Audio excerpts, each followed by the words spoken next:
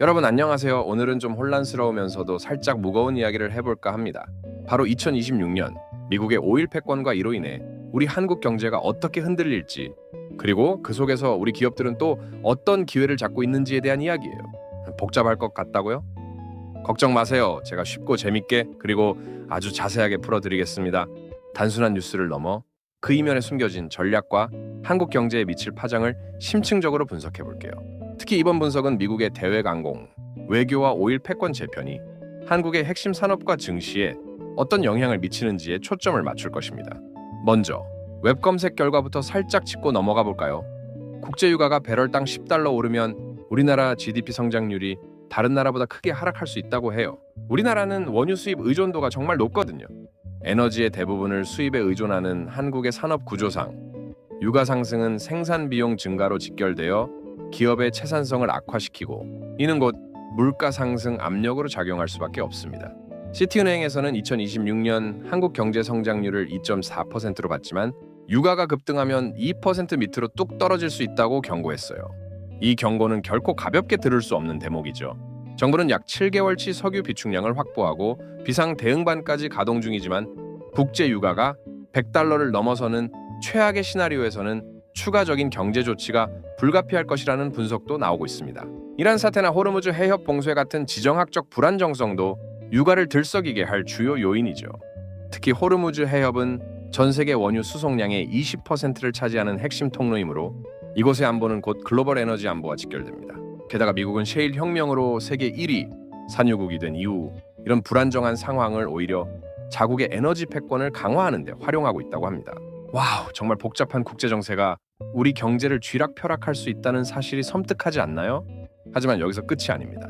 더 깊이 들어가 보면 미국이 2026년에 어떤 전략을 펼치고 있는지, 그리고 그게 우리 경제에 어떤 영향을 미칠지 알 수 있어요.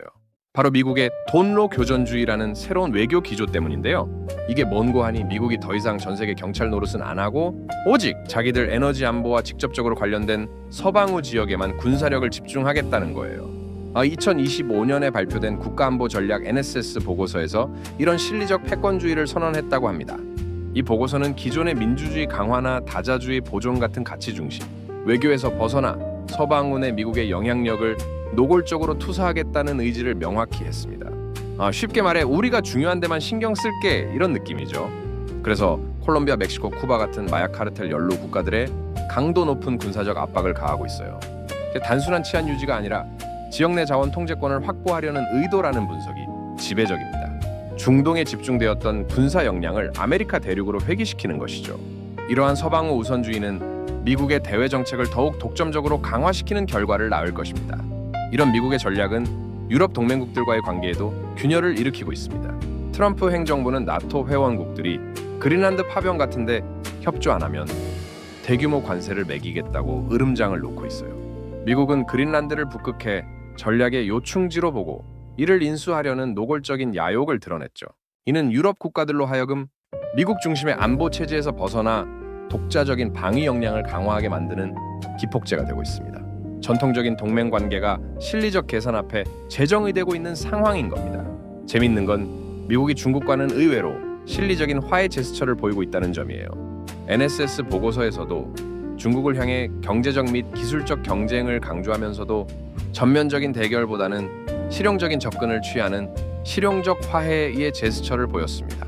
2026년 중간선거를 앞두고 히토류 같은 필수 자원의 공급망 차질을 막으려는 고도의 전략이죠. 미국은 중국의 자원 지배력을 인정하면서도 자국 인플레이션 억제를 위해 중국과의 전면적 디커플링보다는 관리되는 경쟁 상태를 유지하려 한다는 겁니다. 정말 실용적이면서도 계산적인 모습이죠. 이는 글로벌 경제의 불확실성을 줄이고자 하는 미국의 의도가 담겨 있다고 볼 수 있습니다. 이런 와중에 미국은 글로벌 공급망을 자기들 안보 가치에 동의하는 국가들끼리 뭉치는 프렌드 쇼어링이나 니어 쇼어링으로 재편하고 있습니다. 이는 다자주의 무역 체제가 해체되고 사실상 폐쇄적인 경제 블록이 형성되는 과정이죠. 우리 한국 같은 수출 주도형 국가들은 이러한 블록화의 틈바구니에서 생존을 위한 전략적 선택을 강요받는 상황에 놓였습니다. 특정 블록에 속하지 못하면 시장 접근성이 제한될 수 있기 때문에 외교적, 경제적으로 매우 신중한 접근이 필요한 시점입니다. 쉽지 않겠죠? 자, 다음은 베네수엘라 이야기입니다. 2016년 1월 3일 미국은 남부의 챙 서던 스피어 작전이라는 이름 아래 베네수엘라 수도 카라카스를 공습하고 니콜라스 마두로 대통령과 그 아내를 체포해서 뉴욕으로 압송하는 엄청난 사건을 터뜨렸어요. 마약 밀매 및 인신매매 자금이 독재 정권을 지탱한다는 명분이었는데 전 세계가 깜짝 놀랐죠. 미국은 마두로 정권과 연계된 카르텔의 태양 카르텔 오브 더 선즈를 테러 단체로 지정하고 이들이 미국으로 유입되는 마약의 핵심 통로라고 비판했습니다. 미군은 카리브해에 대규모 함대를 배치하고 마약 운송 선박들을 격침하는 등 전례 없는 수준의 무력 행사를 감행했습니다. 이는 베네수엘라 정권 교체를 위한 도덕적, 법적 명분을 쌓는 과정이었다고 볼 수 있어요. 마두로 축출 직후 트럼프 대통령은 미국 에너지 기업들의 베네수엘라 복귀를 약속했습니다. 베네수엘라는 3천억 배럴 이상의 매장량을 보유한 세계 최대 산유국이지만 수년간의 제재로 인프라가 황폐화된 상태였거든요. 미국은 이곳을 직접 관리함으로써 호르무즈 해협 봉쇄 시 발생할 에너지 공백을 메우려는 전략적 의도를 숨기지 않고 있습니다. 정말 대단한 계획이죠. 작전 중에 압류한 8천만 배럴의 베네수엘라 원유는 카타르, 내 계좌를 통해 관리되며 사실상 국유화되었습니다. 이 거대한 규모의 원유는 글로벌 에너지 시장의 수급을 조절하는 미국의 강력한 무기가 되었으며 저유가 기조를 강제해서 이란의 자금주를 차단하는 핵심 수단으로 활용되고 있습니다. 이는 국제 유가를 좌지우지하는 미국의 새로운 오일 스윙 스테이트 전략의 일환이라고 볼 수 있습니다. 마두로의 몰락은 난민의 반미 연대의 붕괴를 의미합니다. 이란의 전략적 위성국 역할을 하던 베네수엘라가 친미 정권으로 교체되면서 이란의 난민의 마약 및 테러 자금망은 치명적인 타격을 입게 됩니다. 덕분에 라틴 아메리카 전역에 친미 성향의 우파 리더들이 집권하는 우클릭 현상이 가속화되고 있다고 합니다. 이는 미국이 서방우에서의 영향력을 더욱 강화하고 잠재적인 위협 요소를 제거하는 데 성공했음을 보여주는 대목입니다. 이번에는 쿠바 이야기를 해볼게요. 쿠바는 그동안 베네수엘라로부터 저렴하게 공급받던 원유가 끊기면서 사상 최악의 에너지 위기에 봉착했습니다. 미국은 쿠바를 향한 모든 유류 유입 경로를 해상 봉쇄로 차단했으며 이는 쿠바 공산당 정권의 생존 자체를 위협하는 실존적 위기로 작용하고 있습니다. 트럼프 대통령은 쿠바 문제를 다루면서 우호적 인수 프렌들리 테이크오버라는 이색적인 용어를 사용했어요. 이는 정치적 합병이 아니라 사실상 경제적 도산을 앞둔 국가를 미국이 인수하여 민주주의 체제로 전환시키겠다는 비즈니스적 접근이죠. 미 행정부는 쿠바 내 반정부 세력을 지원하며 체제 전환의 압박 수위를 높이고 있습니다. 쿠바계 이민자 후손인 마르코 루비오 국무장관은 쿠바 정권 교체를 자신의 핵심 외교 목표로 설정했습니다. 루비오 장관은 의회에서 쿠바 정권의 종말이 미국의 국가 이익에 부합함을 반복적으로 강조하며 이란과의 전면전 이후 미국의 다음 타깃이 쿠바일 것임을 강력히 시사하고 있습니다. 만약 쿠바까지 미국의 영향력 아래로 들어오게 된다면 미국은 쿠바를 자국의 카리브해 경제 블록으로 편입시켜 저임금 노동력과 관광 자원을 확보하려는 의도를 가지고 있습니다. 이미 미국의 주요 투자자들은 정권 교체 이후의 쿠바, 부동산 및 인프라 시장에 대한 선제적 분석을 시작한 상태입니다. 이로써 이란은 서방우 내의 모든 교두보를 상실하게 되며 이는 이란을 국제사회에서 완전히 고립시키고 중동 내 군사 행동에만 집중할 수 있는 환경을 조성하려는 미국의 지전략적 설계의 완성을 의미합니다. 지정학적 도미노가 완성되는 순간이 되는 것이죠. 이런 상황에서 이란과의 전면전 가능성도 무시할 수 없습니다. 2026년 2월 28일 미국과 이스라엘은 이란의 핵시설과 군사 거점을 대상으로 대규모 연합 공습을 개시했습니다. 이는 단순한 국지적 충돌을 넘어 이란의 신정 체제 자체를 무너뜨리려는 정권 교체를 임해 체인지 캠페인의 본격화로 풀이됩니다. 이란은 이에 대응하여 자국 영토 내의 모든 미군 기지에 대한 보복을 선언하며 일촉즉발의 위기 상황으로 치닫고 있습니다. 이란은 공습에 대한 대응으로 호르무즈 해협의 폐쇄를 선언하고 주변 해역을 교전 구역으로 지정했어요. 전 세계 원유 물동량의 약 20%가 통과하는 이 해협의 봉쇄 위협은 즉각적인 유가 급등과 글로벌 물류 비용의 폭증을 초래했으며 우리 한국처럼 에너지 수입 의존도가 높은 나라들은 증시의 직격탄을 맞게 됩니다. 이란은 레바논의 헤즈볼라, 예멘의 후티 반군 등을 동원하여 중동 전역에서 다발적인 도발을 감행하고 있습니다. 특히 이스라엘 본토와 사우디아라비아의 석유 시설을 목표로 한 드론 및 미사일 공격은 에너지 가격의 불확실성을 가중시키는 핵심 요인으로 작용하고 있습니다. 트럼프 행정부는 과거의 실패를 반복하지 않기 위해 압도적인 화력을 이란에 집중하고 있습니다. 미국은 약 50%의 화력을 이란 타격에 배치한 것으로 알려졌으며 이는 이란의 군사적 저항 능력을 조기에 무력화하여 전쟁을 단기전으로 끝내겠다는 의도입니다. 지정학적 긴장이 최고조에 달하면서 국제 유가는 한때 배럴당 100달러를 상회하는 폭등세를 보였어요. 이는 글로벌 인플레이션을 재점화하고 미 연준의 금리 인하 경로를 방해하는 스태그플레이션 공포를 확산시켰습니다. 시장은 전쟁의 전개 양상에 따라 유가가 극단적인 변동성을 보일 것으로 우려하고 있습니다. 이러한 유가 변동성은 한국 경제에 직접적인 영향을 미칠 수밖에 없겠죠. 그렇다면 글로벌 오일 패권은 어떻게 재편될까요? 2026년 미국의 원유 생산량은 11,150만 배럴로 전년 대비 약 10만 배럴 감소하며 4년 만에 처음으로 하락세를 보였습니다. 이는 주요 셰일 분지인 퍼미안 분지의 생산성이 고점에 도달하고 시추 비용이 상승함에 따른 현상으로 미국이 더 이상 자국 생산량 증대만으로는 오일 패권을 유지하기 어렵다는 신호입니다. 그래서 미국은 자국 내 생산 감소를 보완하기 위해 베네수엘라의 막대한 원유 자원을 직접 통제하려 하는 겁니다.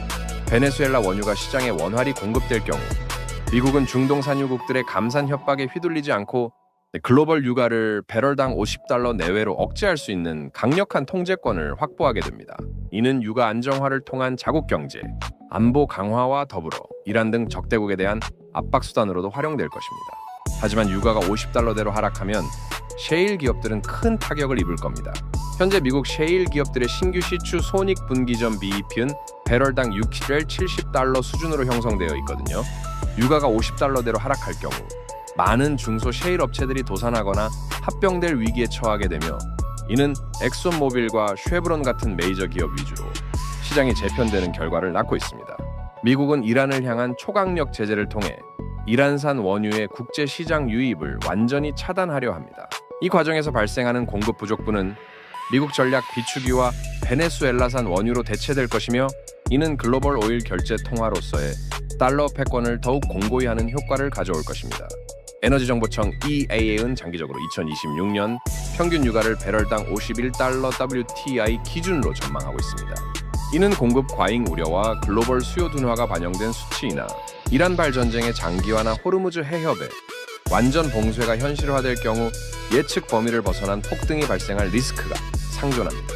이렇게 되면 유가가 100달러를 넘어 150달러까지 치솟을 수 있다는 비관적인 전망도 나오고 있어 한국 경제에 미칠 충격은 상상을 초월할 수 있습니다. 이런 거대한 국제정세 변화 속에서 한국 경제는 어떻게 될까요?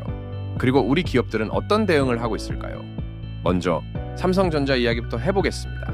삼성전자는 2026년 2월 6세대 고대 역폭 메모리인 HBM4의 양산 및 출하를 공식 발표하며 업계의 주도권을 되찾았습니다. 삼성의 HBM4는 엔비디아의 차세대 AI 플랫폼 베라 루빈의 핵심 메모리로 탑재되는데 기존 HBM3 대비 전송 속도를 11.77Gbps까지 끌어올려 AI 모델의 학습 시간을 획기적으로 단축시켰다고 해요. 이는 단순히 제품의 성능 개선을 넘어 AI 시대의 핵심 인프라를 삼성전자가 주도하겠다는 강력한 의지를 보여주는 대목입니다. 삼성은 HBM4에 업계 최초로 6세대 10나노급 원시 DRAM 공정을 적용했는데 경쟁사들이 아직 1B 공정에 머물러 있는 상황에서 달성한 기술적 성과입니다. 이 기술 혁신 덕분에 전력 효율을 40% 이상 개선하고 데이터 병목 현상도 해결했다고 하네요. 이러한 기술적 우위는 삼성전자가 HBM 시장에서 독보적인 위치를 차지하는 기반이 되고 있습니다.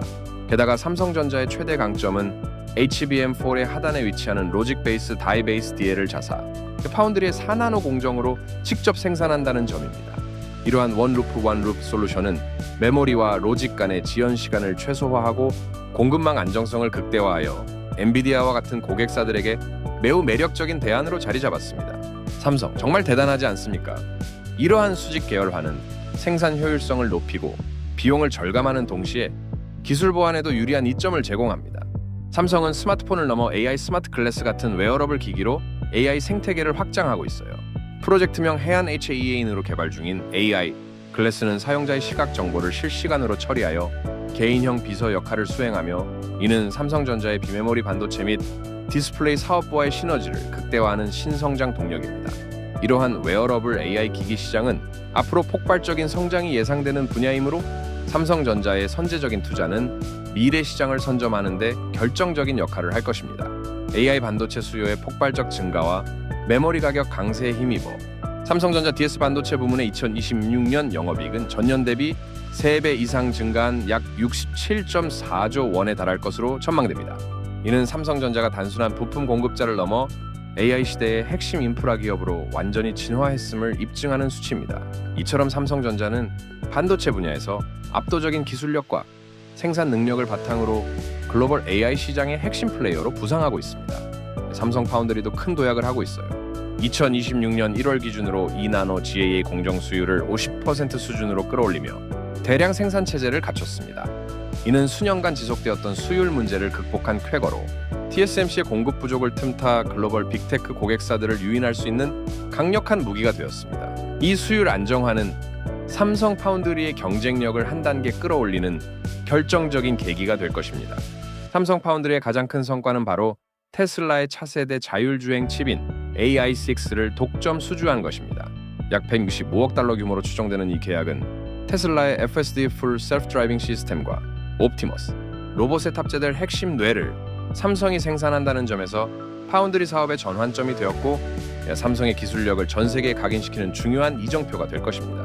미국 텍사스 테일러 공장도 2026년 말 가동 준비를 마칠 예정이며 초기 4나노 공정에서 최첨단 2나노 공정으로 전환하여 운영될 계획입니다.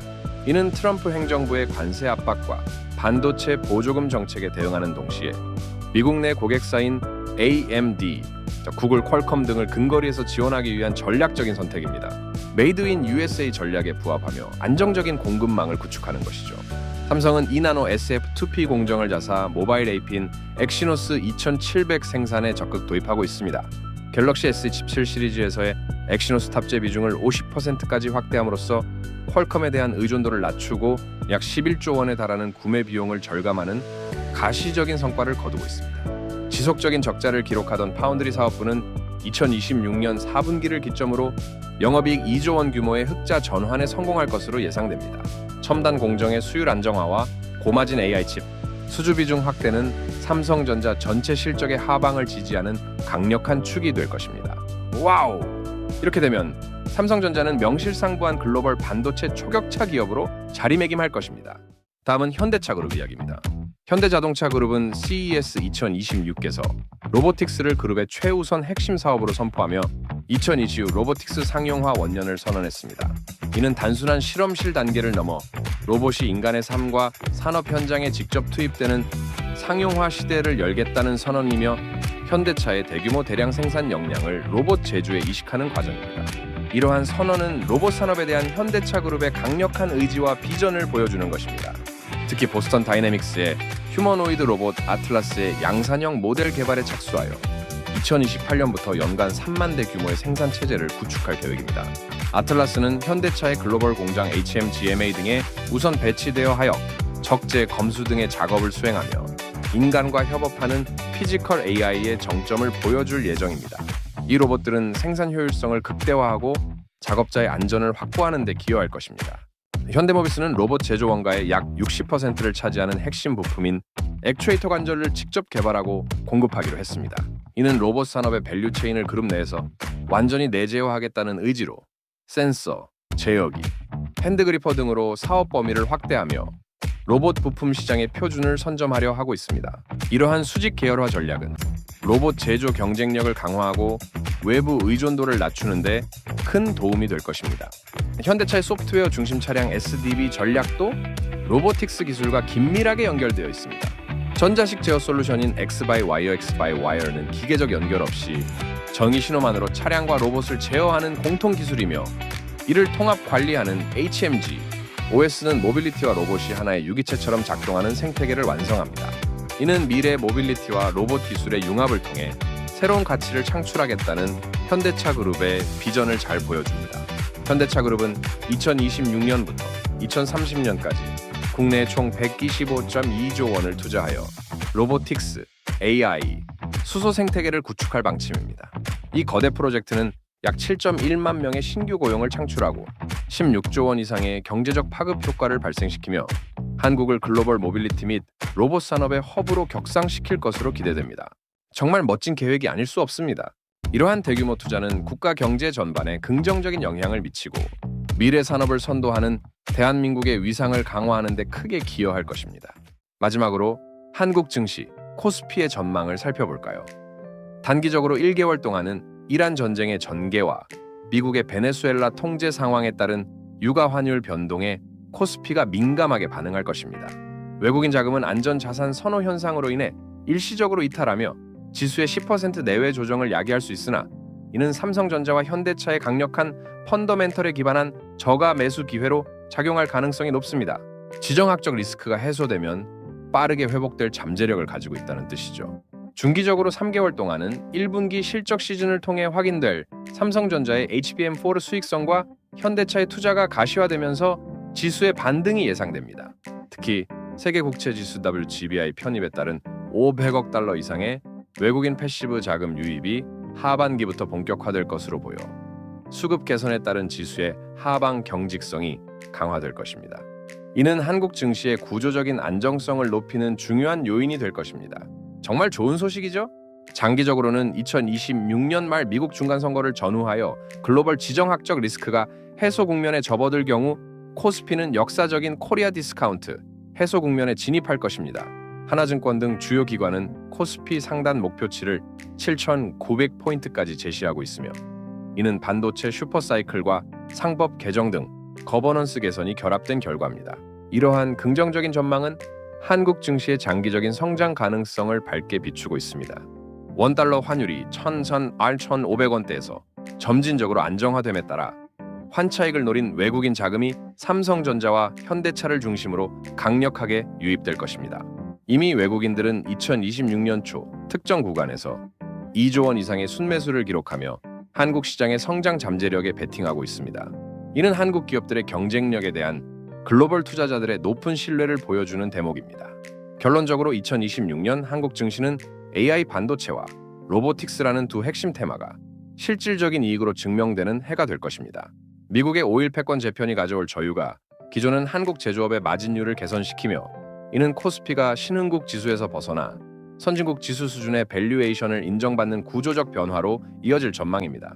물론 이 과정에서 트럼프 행정부의 2026년 중간선거 결과나 민주당의 견제, 관세 정책의 부작용 등 다양한 정치적 변수들이 시장에 영향을 미칠 수 있습니다. 특히 트럼프 대통령은 플로리다에서 개최된 실드 오브 아메리카 정상회의를 통해 중남미의 반마약 군사연대를 창설하며 안보 이슈를 정치적 자산화하고 있습니다. 이러한 안보 포퓰리즘은 유권자들에게 강한 미국의 이미지를 각인시키려 하지만 그 대가로 경제적 불안정성을 키울 수 있다는 비판도 존재합니다. 민주당이 하원 다수당을 탈환할 경우 트럼프의 이란 전쟁 수행이나 추가적인 관세 부과에 제동이 걸리며 시장에 또 다른 불확실성을 제공할 수도 있습니다. 하지만 이러한 불확실성 속에서도 한국 기업들의 펀더멘털은 더욱 강화될 것이며 2027년 정책 기조의 예측 불가능성에 대비하여 한국 기업들은 다양한 시나리오별 대응책을 마련해야 합니다. 정말 흥미진진한 미래가 아닐 수 없습니다. 여러분의 현명한 투자와 미래 전략 수립에 이 정보가 도움이 되기를 바랍니다.